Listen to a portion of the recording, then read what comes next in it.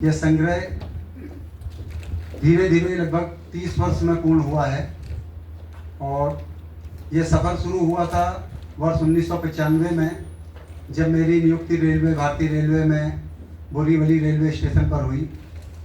और जैसा कि मुंबई में सभी को पता है कि वहाँ पर रहना कितना मुश्किल होता है। रोज़गार पा लेना तो आसान है, लेकिन रहना बहुत मुश्किल है। और उन मुश्किल पलों में मैं भी जब लोकल ट्रेन से अपना अप डाउन करता रहता था और रात में आकर के स्टेशन पर ही सोना पड़ता था, तो तब वहाँ पर जो ऊंची ऊंची इमारतें होती थी और उसमें रहने वाले लोग होते थे, उनको जब मैं देखता था तो मैं सोचता था कि क्या मेरा भी इसमें कभी घर होगा और मैं भी यहाँ रह सकूँ। और उस समय मेरी पहली रचना का सृजन हुआ, महानगर की ऊंची ऊंची अट्टालिकाएं मेरे मन को लुभाएं ललचाएं। इस प्रकार यह क्रम धीरे धीरे चलता रहा, क्योंकि कोई ऐसा माहौल नहीं था कि मैं लगातार रचनाओं का सृजन करता और लोगों को बताता। कालांतर में जब लखनऊ मेरा ट्रांसफ़र हो गया और लखनऊ आने के बाद हमारे सहकर्मी श्री संजय मल्होत्रा हमनवा जी मिले और श्री विभूति मिश्रा जी मिले, और उस पर जो आशीष प्राप्त हुआ वो हमारे स्टेशन निदेशक श्री सुदीप सर का प्राप्त हुआ, जिन्होंने स्टेशन पर समय समय पर साहित्य कार्यक्रमों का आयोजन किया और मुझे मेरी रचनाओं को प्रस्तुत करने का अवसर प्रदान किया, जिसके लिए मैं सुदीप सर का सदैव आभारी रहूँगा। श्री संजय मल्होत्रा जी, जिन्होंने मुझे जब कभी भी मिलते थे और बार बार यही कहते थे कि भाई इस बार तो आपकी किताब आ ही जानी चाहिए और इस बार एक किताब आ ही जानी चाहिए।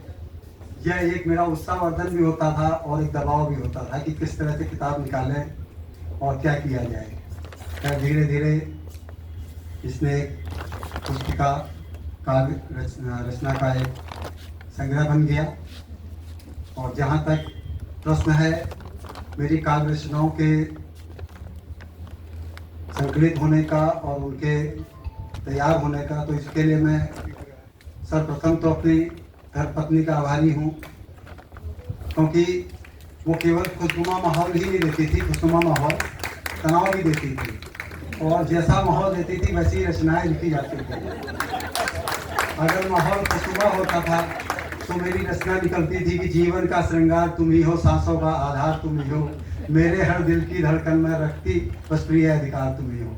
और जब माहौल तनावपूर्ण होता था तब रचना का सृजन होता था। बात बात पर मुझसे झगड़ती, बात बात पर करती, बात बात पर गुस्सा करती, कुछ समझाओ तो करती। और जहाँ तक मेरी माता जी का सवाल है, तो माताएं सबकी ही पूज्य होती हैं और उसके लिए कोई शब्द नहीं होते हैं कि हम माता के लिए कुछ कहें, लेकिन फिर भी यहाँ पर माता जी मेरी उपस्थित हैं, मैं उनके लिए चंद लाइनें प्रस्तुत करता हूँ।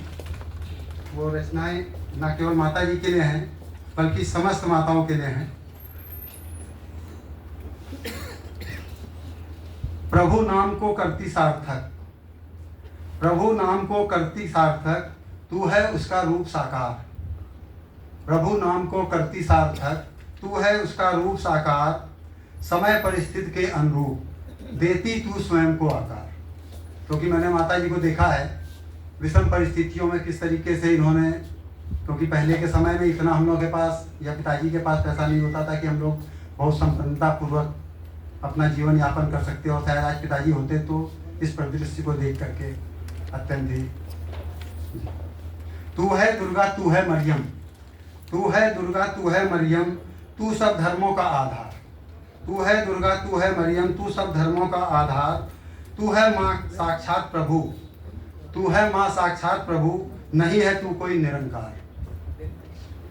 तू है माँ जीवन दायिनी, तू है माँ जीवन दायिनी, तुझ बिन नहीं संभव संसार, सब कष्टों को हरने वाली, तुझे नमन माँ बारंबार, तुझे नमन माँ बारंबार, तुझे नमन।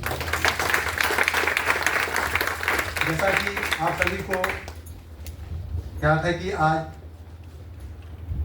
इस कार्यक्रम का आयोजन पितृपक्ष के प्रथम दिवस पर हो रहा है। कुछ लोगों का ये भी था कि यार पितृपक्ष पे ना करते, या तो इससे पूर्व कर लेते या नवरात्र कर लेते। तो मुझे लगा कि पितरों से बड़े आशीर्वाद देने वाले कोई नहीं होते हैं, तो यह संयोग है कि के प्रारंभ तिथि पे ही यह आयोजन हो रहा है। तो पितरों को समर्पित एक रचना है। प्राण पखेरु उड़कर तू कहाँ को जाता है, प्राण पखेरु उड़कर तू कहाँ को जाता है, नहीं पता इस लोक के आगे तेरा किस लोक से नाता है। प्राण पखेरु उड़कर तू कहाँ को जाता है, नहीं पता इस लोक के आगे तेरा किस लोक से नाता है। रहता है जीवन भर साथ, रहता है जीवन भर साथ, फिर भी निर्मोही बनकर उड़ जाता है। प्राण पखेरु उड़कर तू कहाँ को जाता है। रिश्ते नाते लोक लाज छोड़कर, रिश्ते नाते लोक लाज छोड़कर, करता है मेहनत जो तनहार तोड़कर।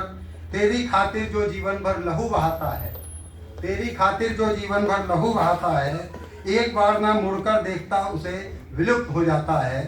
प्राण पखेरु उड़कर तू कहाँ को जाता है।